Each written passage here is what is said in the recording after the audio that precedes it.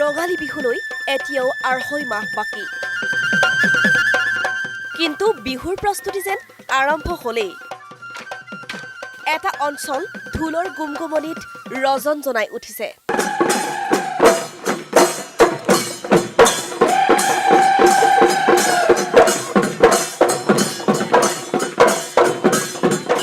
হয়, নাহৰকটীয়াৰ ৰাজহুৱা খেলপথাৰত এতিয়া ঢোলৰ গুমগুমনি।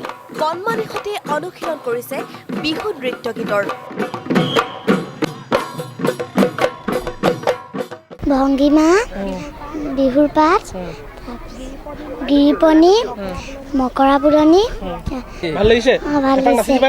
ভাল লাগিছে। কি শিকিলা?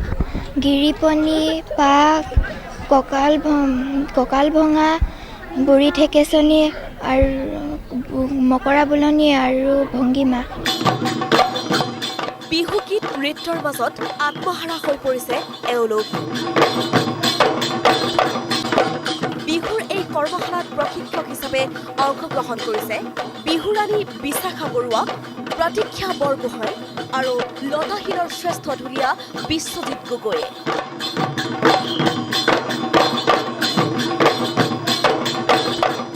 আমি নাহৰকটীয়া কল্যাণ নগৰ মহিলা সমিতিয়ে আয়োজন কৰিছে আৰু লগতে নাহৰকটীয়াবাসী ৰাইজৰ সহযোগত তেখেতলোকে 12 দিনীয়া কৰ্মশালা উদযাপন কৰিছিলে আৰু এই 12 দিনৰ ভিতৰত প্ৰায় 6 দিন গ'লে আৰু সকলোৰে আমি অংশগ্ৰহণো বহুত ভাল পাইছোঁ। ছাত্ৰ ছাত্ৰীসকল মানে বহুতেই আগ্ৰহী। প্ৰশিক্ষক মই নিজে আছোঁ। মই বিহুৰাণী 2013 বৰ্ষৰ হয় আৰু লগতে আমাৰ মাজত আছিলে প্ৰতীক্ষা বৰগোহাঁই, তাই বিহুৰাণী আছিল। পুনৰ লতাশিল অসম বিহুৱা জানমণি ফুকন, লগতে আছে লতাশিল শ্ৰেষ্ঠ ঢুলীয়া বিশ্বজিৎ গগৈ। সেয়াই এনেদৰেই নাহৰকটীয়াত চলিছে এতিয়া ৰঙালীক আদৰাৰ আগতীয়া প্ৰস্তুতি।